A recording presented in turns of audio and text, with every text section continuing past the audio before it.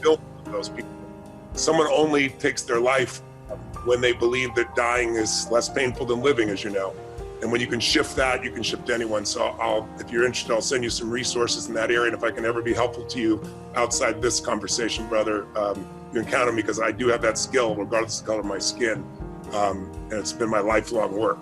I'd love to know just how you came to make the shifts in your own life. I know you started out, if I understand your history, selling drugs. You got a pretty tough background, to say the least, and yet now you're a worldwide influencer and you inspire people around the world. And I know you don't feel that way right now. How could you, with what you've been through again?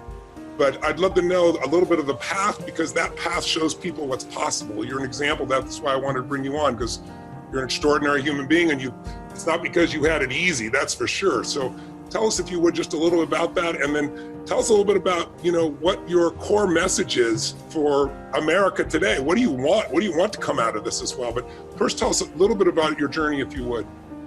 I grew up, I was born in Charleston, South Carolina, raised in a small town called Moncks Corner. And I grew up on this very small dirt road in a single wide trailer.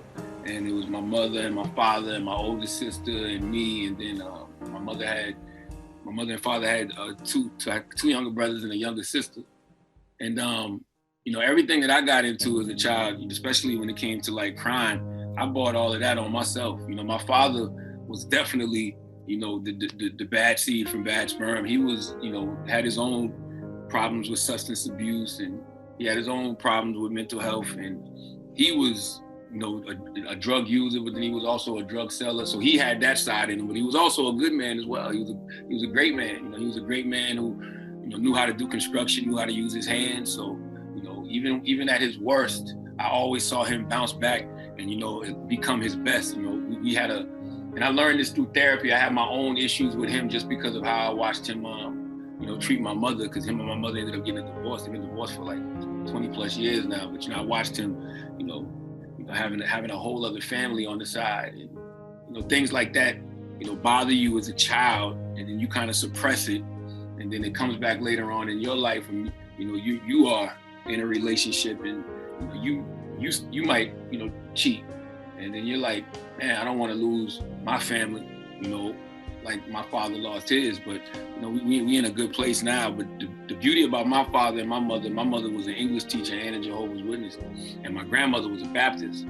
So I always had spirituality. I always had some type of spiritual foundation. Like my mother would always give me watchtowers and awakes to read, and we would go out in field service every Saturday, and that was eye-opening for me, because they were actually being witnesses for God. That's what Jehovah's Witnesses mean, being witnesses of Jehovah. And they were, even though people would say that they were annoying, but it's like, yo, you kind of should be annoying when you're trying to, push the work of a higher power, and literally every Saturday morning, that's something that we would do. And she was an English teacher, so she would always keep a book in my face, and she would always tell me to read things that don't pertain to me. And that's kind of where I guess I developed an appetite for everything. I guess that's where I'm always willing to, have conversations with anybody, because I saw other worldviews, other than my own. And I was like a super intelligent kid, like as far as grades, until I got to about 6th grade. And when I got to 6th grade,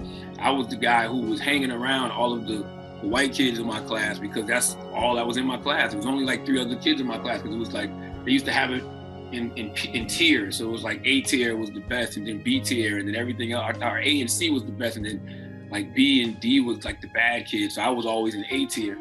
And there was only like 3 other black kids in that class, so we all would hang out amongst each other. But then all my cousins who were, already on the wrong path, they wasn't having that at all. So they literally would bully me all the time. Like I used to have the fanny pack and the glasses. So in 6th grade, they would bully me. And it just got to the point, I remember one day my glasses just fell off and shattered and hit the ground. And I was like, man, if you can't beat them, join them. And so I just started running with that crowd. And literally that lasted for about probably 4, 5 years, because from the time I made that decision in 7th grade to run with that crowd, the behavior just got worse. So the acting up in school, and then finally getting to high school, and then getting introduced to, selling drugs, because people that were my age had started to get into that. And so like once I started, getting suspended all the time from school and not wanting to tell my parents, I'll be cutting at somebody's house. That's how you get into the criminal lifestyle. And then when I got expelled from school, around, like, I think I was in 10th grade, I was all the way in the street at that point. I went to jail for like 45, 50 days.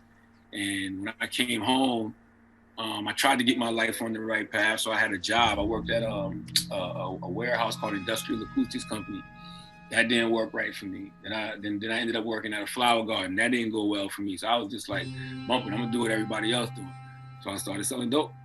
And when I started selling dope, the first time I ever got locked up for drugs that was the time when I finally said, all right, enough is enough. Because my father would always tell me that if I don't change my lifestyle, I'm gonna end up in jail, dead, or broke sitting under the tree. So when you're young and you start to actually see that reality, you start to see people that you actually loved, you know, growing up to be just washed and they're sitting under the tree not doing nothing with their life, and you got people that you were peers with and went to school with, they end up in jail, and you got friends that, you know, have gotten killed.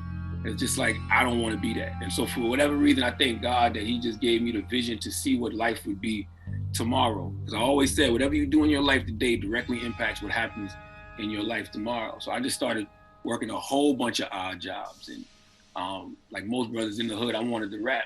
And I was in this recording studio one time, and I met this guy named Willie Will. Willie Will was a radio personality. And I just asked him, I said, how did you get into radio? And he said, I just went down there and got an internship. This is 1998 in Charleston, South Carolina. So things were a lot different back then. But I went down to the radio station, filled out the internship papers, and got an internship. And that was the most positive setting I had ever been in my life. Just being in this corporate environment and having this corporate structure, it just really helped me a lot. And the first time I ever cracked that microphone, I was just like, this is what I want to do for the rest of my life.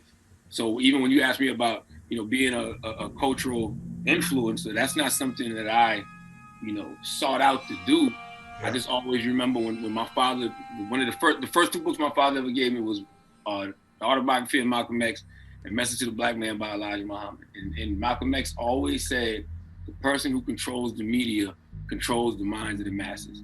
Yeah. So being that I've always had that thought in my head, I've always attempted to do that. I've always attempted to be the perfect balance of ratchetness and righteousness, because I am a full human being. And I say full because I don't think I'm quite whole yet. I think whole is a journey that you get to when you really start, you know, digging in deep when it comes to your mindfulness and your mental health. So I'm getting to that journey of wholeness. And I don't know if I'll ever be whole, but I am full. And being that I'm full, I have a wide range of interests and a wide range of things that I'm into.